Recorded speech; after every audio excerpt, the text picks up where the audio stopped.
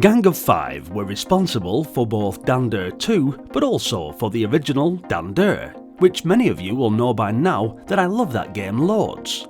And although the first was hailed as an original and innovative arcade adventure, the second was only weakly smiled upon as a merely competent shoot-em-up. In this second from the series, you can now choose from the protagonist Dander, or the massive green-headed antagonist, the Mekon. For the roles can be reversed and played from a good or evil perspective. Whichever side you choose, you literally have to belt around the Mekon's spaceship on a hovercycle, either by discovering the Mekon's pupil warriors, who were about to hatch from their plexiglass life support systems and infest the Earth with their loathsome green ways, or by clearing each level of Mekon's mutants while blasting the Treen guards, who are always getting in your way. Now, from that description, you'd think that this game was going to be awesome, right? Let's carry on.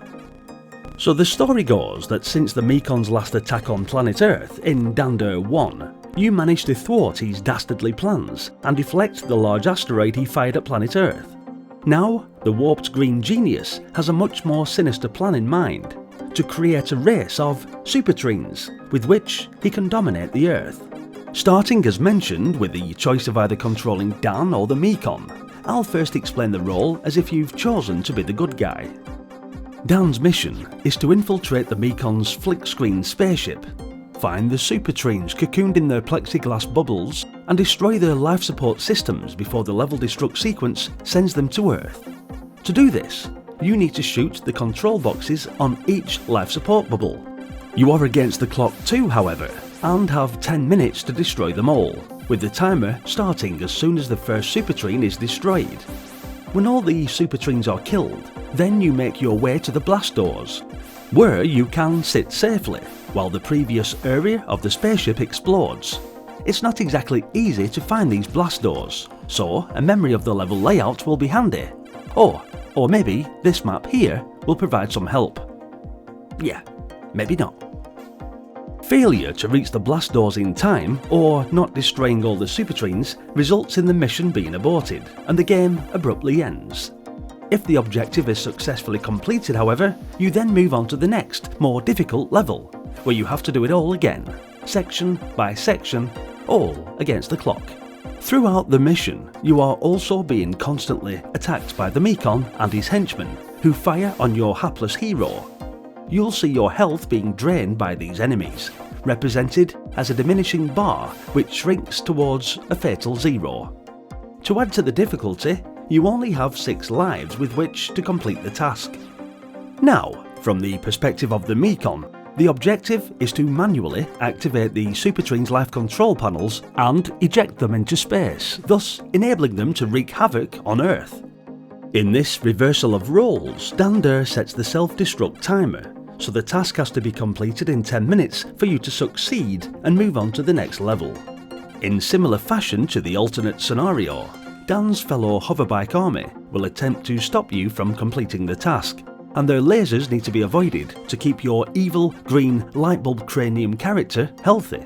The game is set out over 4 levels. Each level has 6 SuperTreens being genetically cloned. The 4th and final level has 7, but many will never see the end, as the constant barrage and frustration will potentially draw your game to a premature halt. You see, the initial trouble is trying to scoot around on this phallic-looking space moped, since the Mekon's ship has the strangest kind of gravity that I've ever seen. You seem to be able to fly around okay, that is until you come to a tunnel which often decides to suck you in and send you somewhere that you most definitely do not want to go, such as an interesting garbage chute for instance. Around the levels there are many little hidden tricks and gadgets waiting to be discovered. Useful things such as shortcuts and extra firepower icons are around for those who persevere. The best way to find these is really just to fly around as quick as possible, blasting everything that looks blastable. As mentioned, you only have 6 lives in this game, but dying to enemy fire is by no means the only way that your hero can die, and is probably the least likely to occur. The most common way of dying, in my experience, is due to the time limit. Another interesting way of ceasing to live is finding yourself in the garbage room, where the walls have this annoying tendency to come together and give you a good squishing. Dander 2 is definitely decent though, while it lasts, although not a patch of the original, which is also on the channel, and I highly recommend you check that game out. This sequel is a more straightforward challenge, but still enjoyable enough that you should at least get it fired up on your Commodore 64 and give it a whirl. Even though there are only 4 levels to conquer, it should provide plenty of hectic blasting. Oh, and for those who want even more Dander, then there was yet another sequel, this time by Probe Software, with Dander 3: The Escape. Thanks for watching guys, hit the like button if you enjoyed the video, and please let me know what you thought of Dander 2 in the comments section. As always, your continued support is massively appreciated, and for those new to the channel, do be sure to hit subscribe for more Commodore 64 nostalgia. There's plenty more games on the channel playlist and more coming regularly. Hopefully, you'll continue with me on this epic journey down memory lane. And with that, I'll see you all in the next video. Until then,